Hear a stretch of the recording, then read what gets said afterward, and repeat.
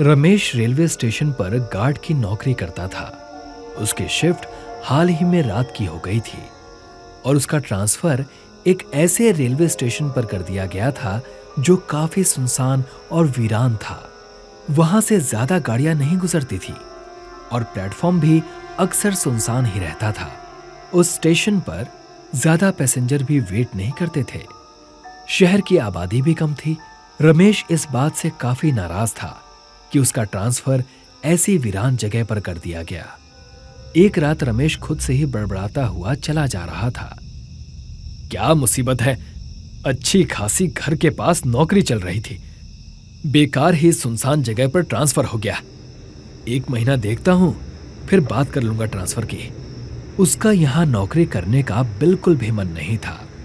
हाथ में लालटेन लिए और दूसरे हाथ में एक डंडा पकड़े हुए वो प्लेटफॉर्म के चक्कर लगा रहा था। बीच बीच में सीटी भी बजा देता। एक रात की बात है। उस रात प्लेटफॉर्म पर उसके अलावा और कोई नहीं था। रात के 2 बज रहे थे। रमेश ने देखा कि एक आदमी बेंच पर बैठा हुआ था। ठंड का मौसम था और वो आदमी ठंड से कांप रहा था। रमेश उसके सामने जाकर खड़ा हो गया और उससे पूछताछ करने लगा। कौन हो भाई? उसने देखा कि आदमी को ठंड लग रही है। वो आदमी कुछ बोल नहीं रहा था। उस आदमी ने कुछ नहीं कहा। अरे कुछ बताओ भी, कौन हो? आदमी बस ठंड से कांपे जा रहा था। उसने उसे अपने बैग से एक शॉल निकालकर दे दिया। आदमी जैसे ही रमेश की तरफ मुड़ा, रमेश डर गया।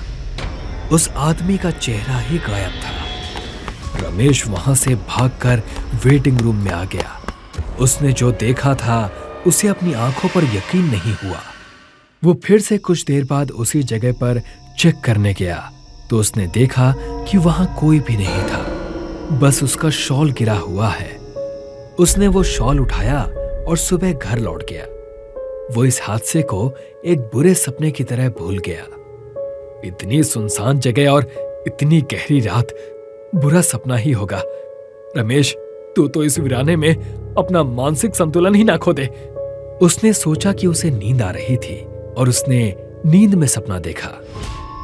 अगली रात वो फिर से ड्यूटी दे रहा था। प्लेटफॉर्म के चक्कर लगा रहा था। रमेश टहलता हुआ थक गया तो एक बेंच पर बैठ गया। उसने घड़ी देखी तो 2 बज रहे थे। कुछ ही देर बाद उसके पीछे से किसी के चलने की आवाज आई। उसने लालटेन से पीछे मुड़कर देखा तो वहां कोई भी नहीं था। रमेश को लगा कि उसे नींद आ रही है। उसने चारों तरफ देखा और आंखें बंद कर ली। फिर वहीं कुछ देर बैठे बैठे उसकी आंख लगने लगी। तभी एक हाथ उसके कंधे पर आया और उसे जगाने लगा। पहले तो उसने ध्यान नहीं दिया, लेकिन फिर से ऐसा हुआ तो वो चौंक कर उठ गया। उसने चारों तरफ देखा तो वहां कोई भी नहीं था। रमेश को लगा कि उसने फिर से कोई बुरा सपना देखा है। रमेश ये सब सोच ही रहा था कि उसे पायल की आवाज आई। उसने चारों तरफ देखा तो उसे एक लड़की जाती हुई दिखी। रमेश उस लड़की को आवाज देकर रोकने लगा। रुको! अरे रुको! सुनो!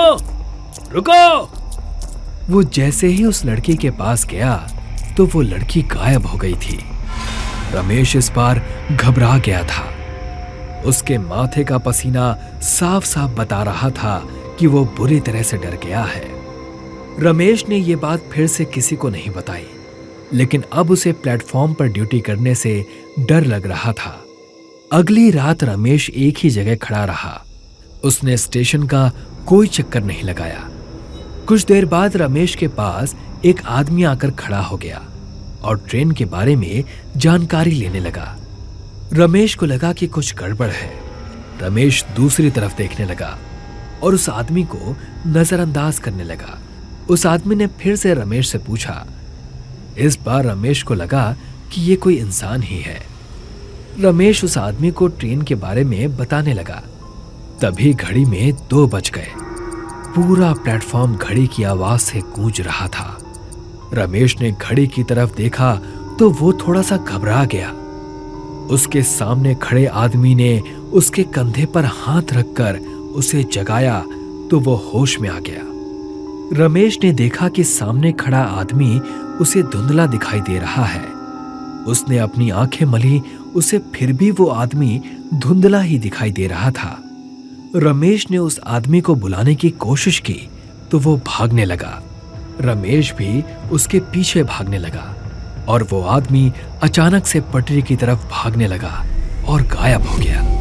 रमेश अपना बैलेंस नहीं बना पाया और पटरी पर गिर गया। उसने ट्रेन की आवाज सुनी और घबरा गया। उसे सब धुंधला दिखाई दे रहा था। वो डर से चिल्लाने लगा। तभी रेलवे स्टेशन मास्टर प्रसाद भागा हुआ आया और उसने रमेश को पटरी से बाहर निकाला। रमेश कुछ देर तक बेहोश रहा। रेलवे मास्टर प्रसाद ने रमेश के ऊपर पानी छिड़का तो वो उठकर चिल्लाने लगा। प्रसाद ने उसे शांत किया और उसे दिलासा दिया कि वो ठीक है। रमेश को कुछ भी समझ नहीं आ रहा था कि उसके साथ ये कैसे हादसे हो रहे हैं। प्रसाद ने पहले तो उसे डांटा कि वो पटरी के इतने पास क्यों गया। रमेश ने प्रसाद को अपने साथ घट रही सारी अजीब घटनाओं के बारे में विस्तार से बताया। प्रसाद तुरंत ही समझ गया। उसने कहा, इस इलाके में कई छलावे रहते हैं। वो सब रूप और शरीर बदल बदल कर आपसे बात करना चाहते हैं। उसके बाद आपको नुकसान पहुंचाने की भी कोशिश करते हैं। रमेश छलावे का नाम सुनकर बुरी तरह से कांप उठा। वो जल्दी से स्टेशन से भागने लगा। प्रसाद ने उसे समझाया कि ऐसे भागने से कोई फायदा नहीं है।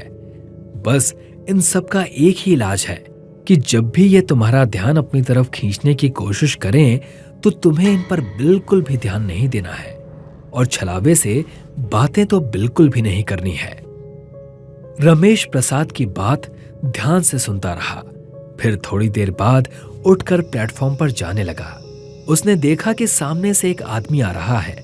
वो आदमी और कोई नहीं, प्रसाद था। रमेश को समझ नहीं आया कि प्रसाद तो उसके साथ कमरे में था, फिर ये कौन है। तब तक प्रसाद उसके पास आकर उससे बात करने लगा। प्रसाद ने रमेश से उसकी घबराहट की वजह पूछी तो रमेश सन्न खड़ा था। अरे रमेश, क्या हुआ?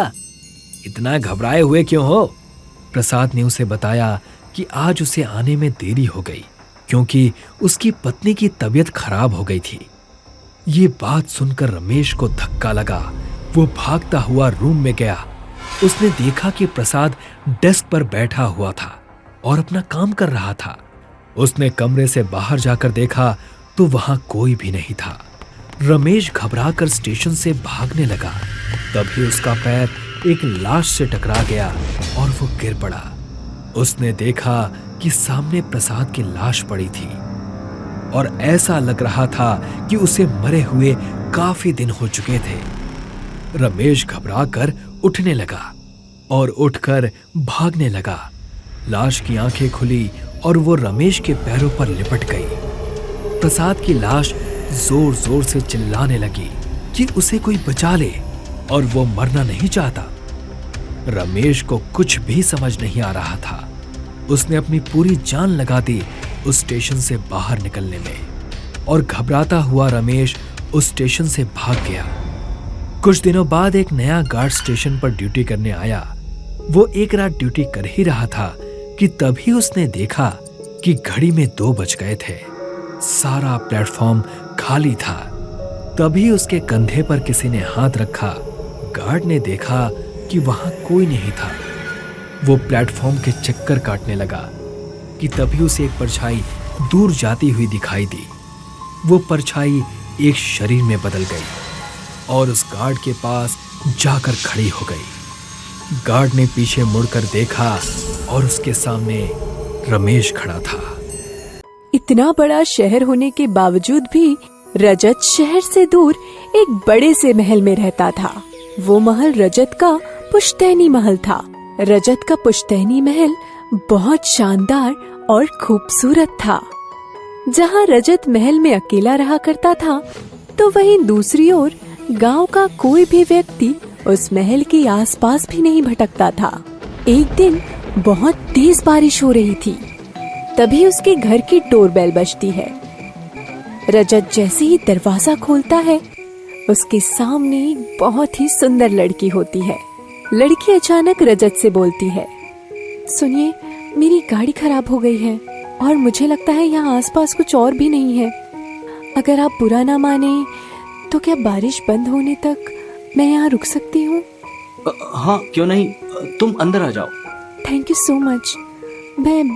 मैं बारिश के रुकते ही यहाँ से चली जाऊंगी। कोई बात नहीं, आप अंदर आ जाओ। मेरा एक दोस्त मैकेनिक है, मैं उसे फोन कर देता हूँ। वह अभी आपकी गाड़ी को अपनी दुकान में ले जाएगा और ठीक होते ही मुझे इन्फॉर्म कर देगा। अब वो लड़की अंदर आकर बैठ जाती है। तभी रजत देखता है कि वो लड़की पूरी तरह से भीग चुकी है और गीले होने की वजह से कांप रही है। जिसके बाद रजत कहता है, मैं आपके लिए अभी टॉवेल लेकर आता हूँ। आप पूरी तरह से भीग चुकी हैं। आप टॉवेल से खुद को पोंछ लेना, वरना आपको ठंड भी लग सकती है। अब जैसे ही रजत टॉवेल लेकर आता है तो वो देखता है वो लड़की अपनी जगह पर नहीं है। ये देखकर रजत थोड़ा शॉक हो जाता है और टॉवेल लेकर उस लड़की को इधर उधर देखने लगता है। तो वहीं दूसरी ओर रजत के सर के ठीक ऊपर छत पर एक काली परछाई होती है, जिसकी 2 लाल आंखें दिखाई दे रही होती है। वो परछाई रजत को बार बार घूर रही होती है। इस बात से अनजान रजत को महसूस होता है कि कोई उसके पीछे है। अब जैसे ही रजत पीछे पलट कर देखता है तो वो अपने पीछे उसी लड़की को पाता है। जिसके बाद रजत उस लड़की से कहता है, तुम कहाँ चली गई थी? मैं तो बस तुम्हारा ये महल देख रही थी। बहुत सुंदर महल है तुम्हारा। वैसे इतने बड़े महल में तुम अकेले रहते हो? हाँ, एक्चुअली सबको लगता है कि यह महल भूतिया है, परंतु यह मेरा पुश्तैनी महल है और इसे मैं खाली नहीं छोड़ना चाहता। बस इसीलिए मैं इस महल में अकेला रहता हूँ। ये लो टॉवेल, तुम पानी पोंछ लो। मैं जब तक तुम्हारे लिए कॉफी बना कर लाता हूँ। शायद कॉफी पीने से तुम्हें गर्माहट मिले। वैसे मुझे तुमसे एक बात और पूछनी थी। हाँ, पूछो ना। नहीं, कुछ नहीं। ओके, वैसे तुम ये टॉवेल लेकर उस रूम में जा सकती हो। तुम फ्रेश हो जाओ, मैं जब तक तुम्हारे लिए कॉफी बना देता हूँ। अब वो लड़की रजत के हाथ से टॉवेल लेकर एक रूम में चली जाती है और अपने गीले बदन को पोंछने लगती है। तभी रजत उस कमरे के बाहर से गुजर रहा होता है। वो देखता है कि कमरे का दरवाजा थोड़ा सा खुला है, पर तभी वो लड़की रजत को अपने कमरे के बाहर देख लेती है और जल्दी से पूरा दरवाजा बंद कर देती है। जिसके बाद रजत भी वहां से चला जाता है और कुछ देर बाद रजत कॉफी बनाकर लाता है। तुम्हारी कॉफी। थैंक्स कॉफी और टॉवेल के लिए। वैसे अभी के टाइम पर इस तरह से कोई किसी की मदद नहीं करता। मुझे अच्छा लगता है लोगों की मदद करना। वैसे मैं आग जला देता हूँ। बारिश की वजह से मौसम काफी ठंडा हो चुका है। हाँ, और मुझे ठंड भी बहुत लग रही है। अब रजत आग जला देता है और दोनों आग सेकते सेकते बातें करने लगते हैं। बातें करते करते वो लड़की अपना नाम रजत को मीना बताती है। वो दोनों आपस में पूरी रात बातें करते हैं और शायद एक दूसरे को इतना ज्यादा जान लेते हैं कि एक दूसरे को पसंद करने लगते हैं। पर बाहर का मौसम अब तक साफ नहीं हुआ था, जिस वजह से मीना को एक और दिन रजत के महल में गुजारना पड़ता है। अब रात को रजत मीना के लिए खाना बना लाता है। ये देखकर मीना जोर जोर से हंसने लगती है।